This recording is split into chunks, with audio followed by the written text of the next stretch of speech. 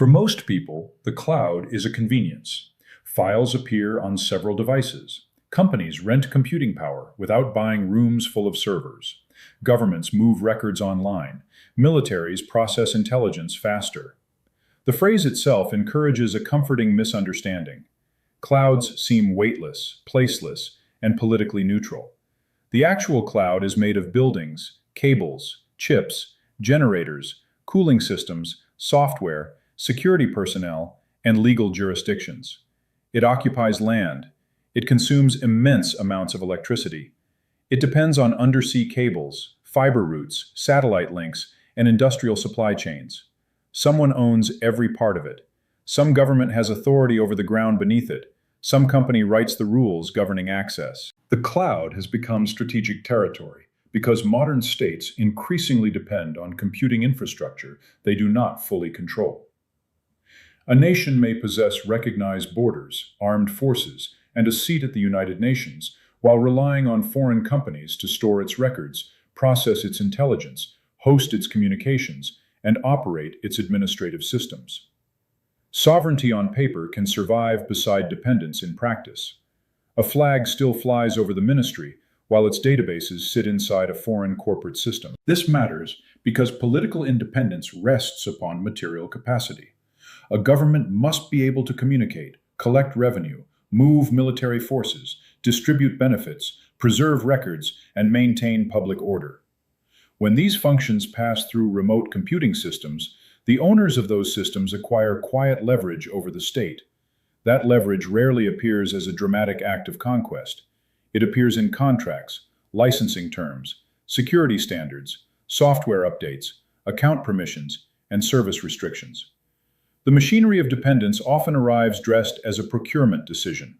A finance ministry signs a cloud agreement to reduce costs. A defense department adopts a commercial platform because building its own system would take longer. A city transfers its records to a foreign provider because the sales presentation includes colorful diagrams and free pastries. History has turned on stranger catering arrangements. Once the transfer occurs, reversal becomes difficult. Data must be moved, applications must be rewritten, employees must be retrained. Security procedures become tied to the provider's tools. Agencies hire contractors who know one particular platform.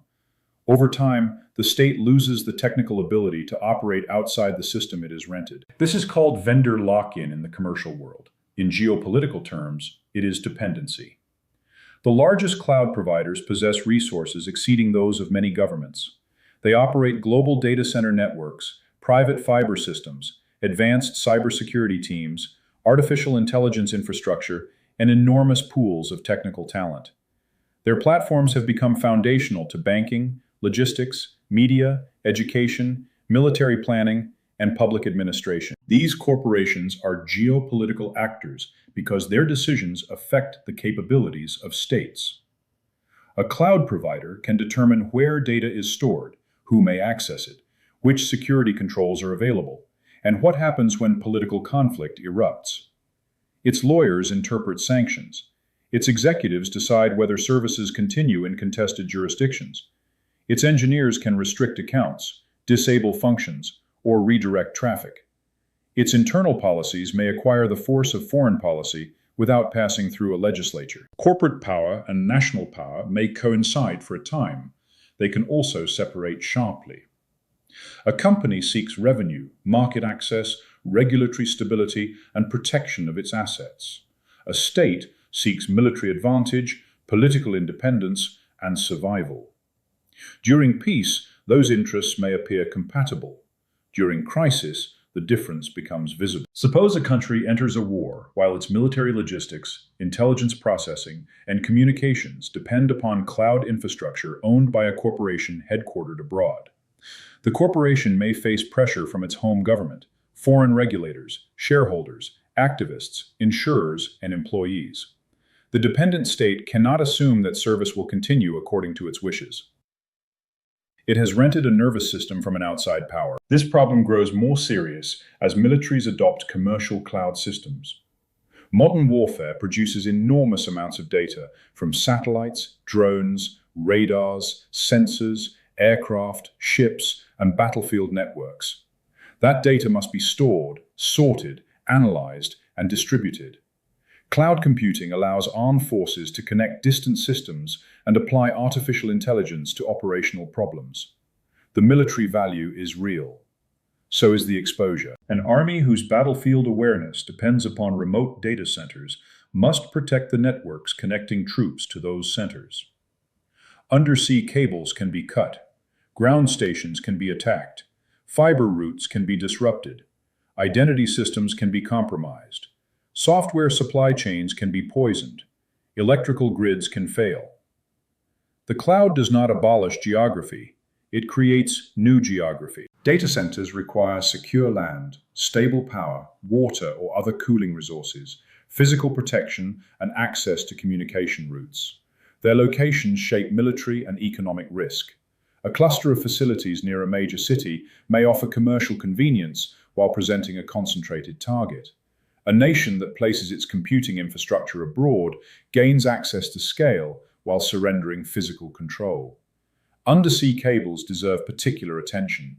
They carry the overwhelming share of international digital traffic. These cables pass through narrow maritime routes and land at identifiable coastal stations. In wartime, they become targets for sabotage, surveillance, or coercion. A state may boast of digital independence, while its traffic crosses cables controlled, repaired, or monitored by foreign firms. The boast resembles a castle built with someone else's keys. Cloud sovereignty therefore requires more than local data storage laws. Governments often demand that data remain within national borders. This can reduce certain legal and security risks, but physical location alone does not provide control. A foreign company may operate the facility. Foreign software may manage the servers. Foreign technicians may hold privileged access. Foreign chip makers may control the hardware supply. A local data center can still function as an outpost of an external system. Real sovereignty requires command over the full stack. That includes energy, chips, servers, operating software, identity systems, encryption, network equipment, maintenance capacity, and skilled personnel. Few states can produce all of these domestically. Complete technological self-sufficiency is beyond the reach of most nations. The practical goal is controlled dependence rather than fantasy autarky. States must know where dependence exists, how quickly suppliers can be replaced, and which functions must remain under direct national command. Some systems deserve special protection. Military command networks, intelligence databases, emergency communications, population records, energy controls, and financial settlement systems cannot be treated like ordinary office software. They form part of the constitutional machinery of the state. A government that loses access to these systems may retain legal authority while losing the ability to exercise it. Cloud policy should therefore resemble defense planning. Governments need domestic data center capacity, hardened facilities, backup power, redundant networks, sovereign encryption keys, and trained technical personnel. They need contingency plans for sudden service denial. They need contracts that permit rapid migration. They need national reserves of replacement hardware and tested procedures for operating during isolation. They also need alliances built around shared technical interests. Smaller states cannot match the computing scale of the United States or China.